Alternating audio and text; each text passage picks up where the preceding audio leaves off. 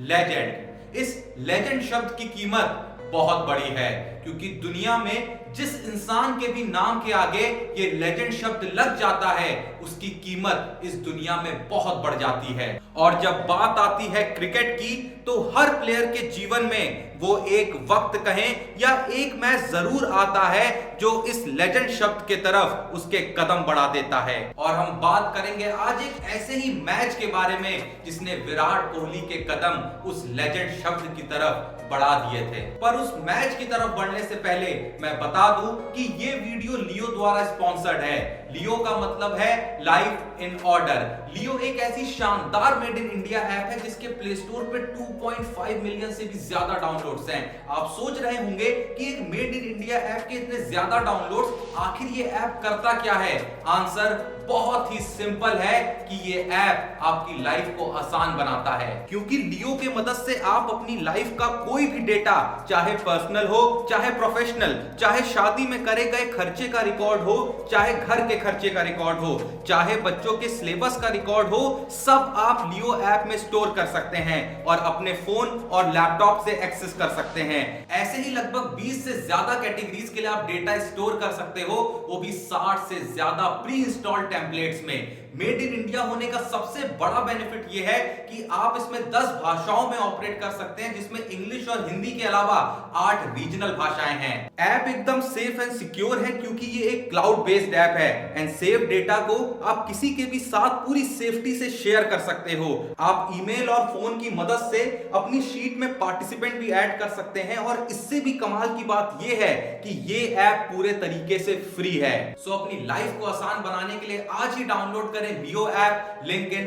Description. तो अब हम चलते हैं उस मैच की तरफ जिसने विराट कोहली के पूरे करियर का नक्शा ही बदल दिया, और वो मैच था 2012 एशिया कप में खेले गए इंडिया वर्सेस पाकिस्तान का। इस मैच से पहले भारत बांग्लादेश से हार चुका था, जिस वजह से उसे ये मैच पाकिस्तान से किसी भी हाल में जीतना ही था, क्योंकि भारत अगर ये मैच हार जाता तो उसी दिन एशिया कप से बाहर हो जाता। भले ही इस मैच के बाद भी भारत का फाइनल में क्वालिफाई होना आने वाले मैच के रिजल्ट पे डिपेंडेंट था, पर जैसा मैंने कहा कि अगर ये मैच ही हाथ से चला जाता तो पिक्चर उसी वक्त खत्म हो जाती। तो मैच शुरू हुआ और उस मैच की शुरुआत भारत के लिए इतनी ज्यादा खराब रही जिसकी उम्मीद भारत ने 1% भी नहीं करी थी। भारत जहां पहले टॉस हारा तो पाकिस्तान ने पहले बैटिंग का फैसला किया और पाकिस्तान की तरफ से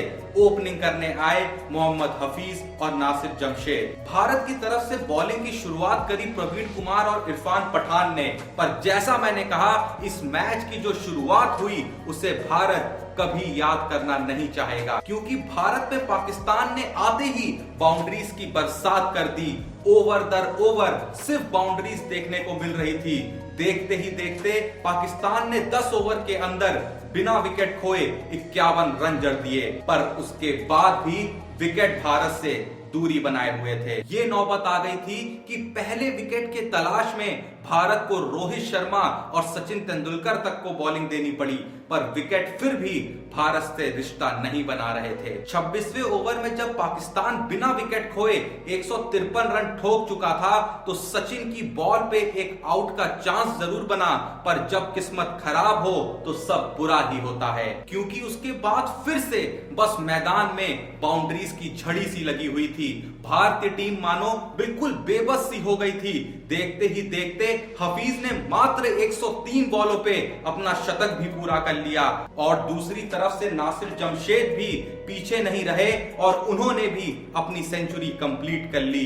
इतने कीमती मैच में जहां पाकिस्तान पूरे तरीके से मैच को अपनी मुट्ठी में करके बैठा था, तो वहीं भारत ने ऐसा लग रहा था कि मैच में वापस आने की उम्मीद ही छोड़ दी थी। लेकिन थोड़ा सा सुकून भारत को तब जाके मिला जब अश्विन ने जमशेद को पठान के हाथों कैच आउट करा, पाकिस्तान को पहला झटका दिया और अगले ही ओवर में डिंडा ने हफीज को भी एलबीडब्ल्यू मार दोनों सलामी बल्लेबाजों को अब पवेलियन भेज दिया था। पर पाकिस्तान ये जानता था कि यहां से उनका एक बड़े स्कोर की तरफ पहुंचना तय था और भारत को बस यही कोशिश करनी थी कि ये बड़ा स्कोर ज्यादा बड़ा ना हो जाए। लेकिन उसके बाद उमर अकमल और यूनुस खान ने फिर कुछ बाउंड्रीज मार स्कोर बोर्ड को और तेजी से आगे ले जाने की कोशिश करी, पर प्रवीण कुमार ने उमर अकमल को गंभीर के हाथों कैच आउट करा दिया।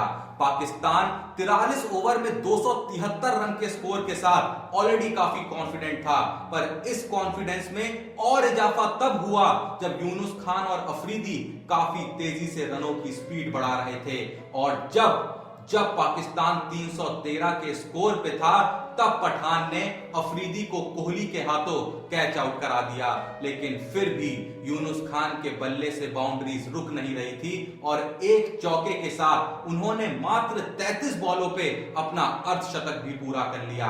उसकी जस्ट अगली बॉल पे रैना के एक इम्पॉसिबल कैच ने यूनुस खान को आउट जरूर किया, पर इस विकेट की खुशी किसी के चेहरे पे देखने को नहीं मिली क्योंकि स्कोर काफी बड़ा हो चुका था। इनिंग के लास्ट ओवर में फिर से कोहली ने एक जबरदस्त हाई कैच लिया, पर फिर से कोई खास खुशी किसी के चेहरे पे नहीं थी और इनिंग की लास्ट बॉल पे लिए गए एक सिंगल के साथ पाकिस्तान ने भारत के सामने 330 रनों का लक्ष्य रख दिया। जितना जरूरी भारत के लिए ये मैच जीतना था, उतना ही मुश्किल इस लक्ष्य का पीछा करना था। भारत की पारी की शुरुआत हुई तो पहला ओवर डालने आए स्पिनर मोहम्मद हफीज, जिन्होंने दूसरी ही बॉल पे गंभीर को एलबीडब्ल्यू कर दिया और पूरी पाकिस्तान की टीम खुशी से झूम उठी जैसे उन्होंने मैच जीत लिया हो, क्योंकि इतने बड़े लक्ष्य का पीछा करते हुए भारत 0 रन पे अपना पहला विकेट गंवा चुका था और अब पिच पे आए विराट कोहली, जिनका इस मैच के बाद वक्त बदलने वाला था।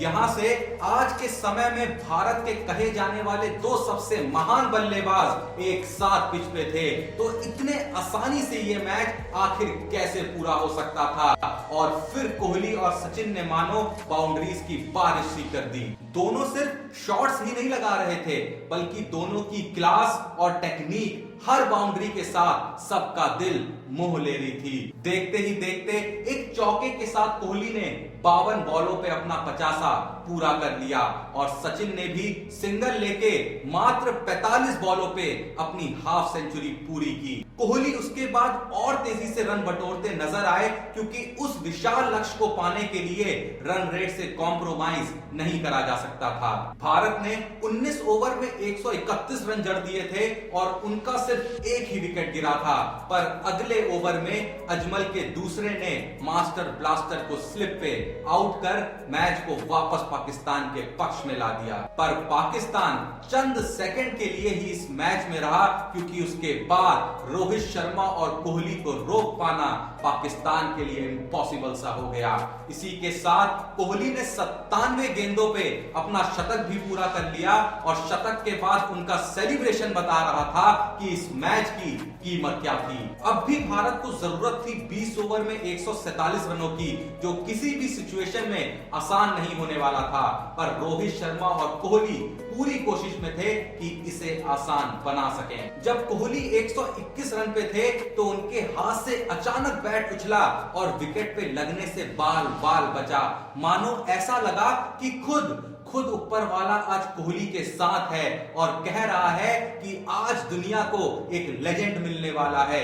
कोहली तू खेल, मैं तेरे साथ हूं। और फिर कोहली की तरफ से ऐसे बाउंड्रीज की बारिश हुई कि एक बाउंड्री का सेलिब्रेशन पूरा नहीं हो रहा था कि दूसरे का शुरू हो जा रहा था। बाउंड्री से ही कोहली ने अपना 1.5 सवा भी पूरा कर लिया और वो भी सिर्फ 131 बॉलों पे, पर वो फिर भी रुके नहीं और चौके छक्के लगाते रहे। लेकिन जब भारत को 25 बॉलों पे सिर्फ 26 रनों की जरूरत थी तो रोहित शर्मा कैच आउट हो गए, पर रैना ने आते ही चौका लगा कह दिया कि इतने दूर तक आए हैं तो अब जाने नहीं देंगे। जब जीत के लिए 12 रन बचे थे तो कोहली कैच आउट जरूर हुए, पर उस मैदान में मौजूद हर शख्स उनकी पारी के सम्मान में खड़ा था और उसके हाथ कोहली का अभिवादन कर रहे थे, क्योंकि भारत में एक महान खिलाड़ी की स्थापना हो रही थी। भारत को अब भी 16 बॉलों पे 11 रनों की जरूरत थी, पर पहले रैना ने छक्का जड़ और धोनी ने अंत में एक चौका मार इस ऐतिहासिक मैच में भारत को विजयी बना दिया। और ये मैच हमेशा के लिए कोहली की इस शानदार इनिंग की बदौलत इतिहास के पन्नों में दर्ज हो गया। तो अगर आपको इस मैच की कहानी पसंद आई तो वीडियो को एक लाइक जरूर दें और कमेंट में इस मैच पे अपनी फीलिंग जरूर एक्सप्रेस करें। बनाना चाहते हैं अपनी लाइफ को आसान तो डिस्क्रिप्शन से लियो का ऐप याद से डाउनलोड करना ना भूलें। अगर अभी तक आपने हमारे दूसरे चैनल जोशी तो बोलेगा को चेकआउट नहीं करा है तो डिस्क्रिप्शन में दिए लिंक से वो भी जरूर चेकआउट करें। इंस्टाग्राम पे जोशी तो बोलेगा पे फॉलो कर लें और इस चैनल को भी याद से सब्सक्राइब कर लें, ताकि ऐसी ही वीडियोस आपको आगे भी देखने को मिलती रहें। बाकी मिलते हैं नेक्स्ट वीडियो में एक नई स्टोरी के साथ, तब तक के लिए जय हिंद, धन्यवाद।